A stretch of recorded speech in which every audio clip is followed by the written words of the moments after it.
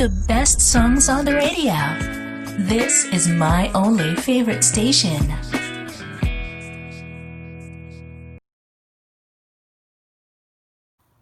Hello and happy Friday, Australia. You're listening to 303.3 Bcmfm, your number one stop for all the freshest hits. It's Friday, the sun's shining, and I think it's time for your weekly dose of Freaky Friday. Now, there's no doubt it's a pretty crazy time in history. We've got people taking online classes, there's a 300% increase in online purchases, and we're basically confined to our homes. Our lifestyles have changed completely.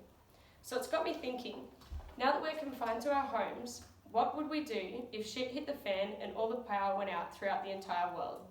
A modern dark age, if you like. How would we survive? Would we even survive? Here today, we have a couple of callers on the line to give us their thoughts. This week, we've invited Dr. Jones to talk to the callers about any questions they have and to provide them with possible solutions to their problems about the dark age. Good morning, Dr. Jones, and welcome to Bcmfm. How are you today? Hey Lydia, thanks for having me. I'm doing well, thanks. How are you? Yeah, I'm good, thanks. I'm eager to listen to your answers to the questions that the callers have this morning. So first up is Connor. Hey Connor, and happy Friday to you. Hi Lydia, how you doing? Yeah, good, thank you. How are you? Good, thanks. That's good. Where are you calling today? Tell us a bit about yourself. I'm 28 and I'm from the sunny coast, and I work in a HR for a recruiting firm, so it would be crazy to think about a world without power. Yeah, wow, okay. Now you would be in a world of trouble if the world's power went out. What item, if any item you had was possible, would you want during this outage? If all the power went out, I'd have no idea what to do, considering I'm on a computer the majority of the time during work. And if I'm at home, I'm probably just watching Netflix while scrolling my phone. Weekends is when I have the most fun with friends, though, so my product would have to be something that can remind me of the best time of having family and friends. I've got an idea. Do you remember that stone or metal basin in Harry Potter that was filled with cloudy liquid or gas that allowed people to view memories from a third person point of view? Yeah, I do remember that in the last movie. I reckon that would be perfect for this blackout. I'd be able to put my feet to the basin and look back on some of my favourite, most fondest memories before the blackout. One thing I'd love to relive is when myself and three of my mates when it went wild. Such a fun time, everything leaves right at the end of the day. Remembering times like this would be great to help me not to stress out and just simply remind me of the good times and give me something to really look forward to, something when the power is back on. Yeah, that's a really, really good idea. Do you have any other memories that you'd like to experience again? One more time I'd love to relive is last year's music festival. Considering our house doesn't have a record player and I love to listen to music, this memory would definitely be at the top of my list. It was such a great time for everyone and we met a lot of new people. Okay, I've googled the name of the magical product and it's called a hemp seed, and I believe it would be the perfect product if all shit hit the fan. Ah, that sounds amazing, Connor. I love your fictional idea of using an interesting part of the Harry Potter world. Now, do you have any questions or queries to ask Dr. Jones? I love living up here in Queensland and I hate being cold. What would be a suitable way to stay warm in the colder months? So for those already living off the grid, they rely heavily on wood-burning stoves and fireplaces for warmth, as well as cooking. They are a great source of heat for your home and it's easy to share the heat around rooms. However, it is important to remember to stockpile dry wood for colder months. Another alternative heating methods include solar thermal and biomass, which are all capable of supplying enough heat for a home. Cool, thanks for that. Awesome. All right, our next caller is Pat. Hi Pat, how are you? Hi Lydia, I'm good, thanks. That's good. How about you? Yeah, really good, thank you. It's a lovely Friday today. So how old are you and where are you from? I'm 21 years old and I'm from Sydney. Nice place to be in. So how do you think you would cope through this potential blackout scenario? So after I heard today's topic, I think that it's very interesting, so I'm going to share what I do when all the power went out. The first thing I do is checking my electricity control panel to see if it's broken or not. But after I know that all the power is gone, I will find some useful tools to help me to go through the dark age.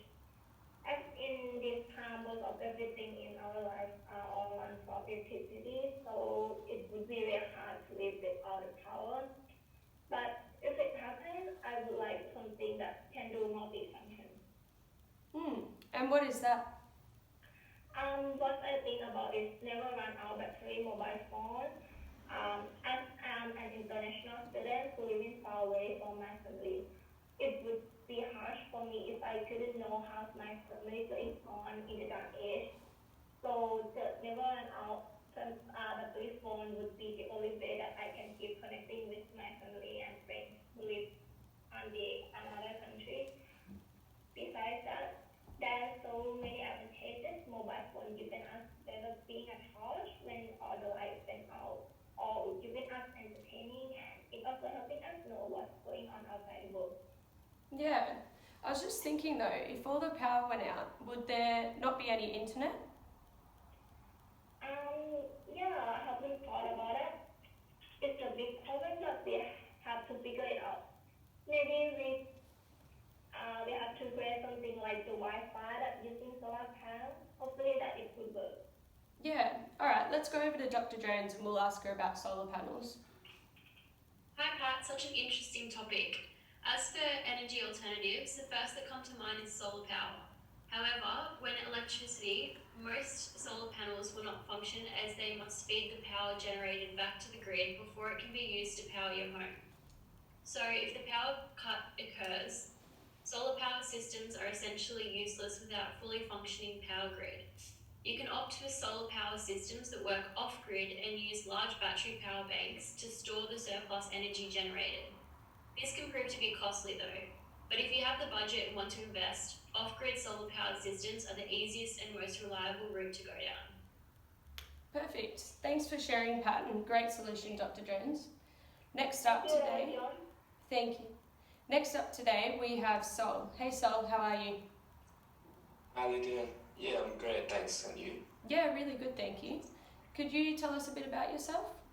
Alright, so my name is Sao and I am 21 and I'm an international student from Thailand who is studying abroad in Australia at the University of Wollongong.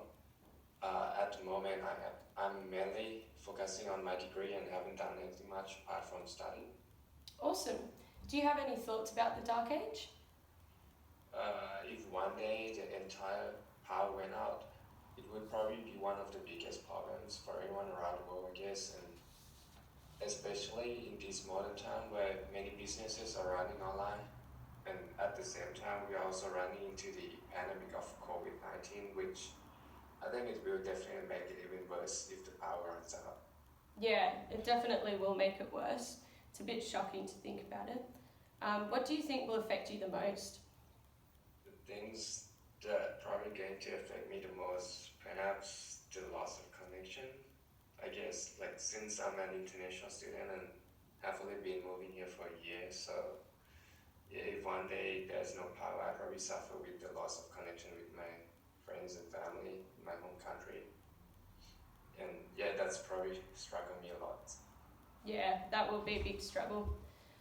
So if you could have any product that hasn't existed in this time, what would it be and how does it work?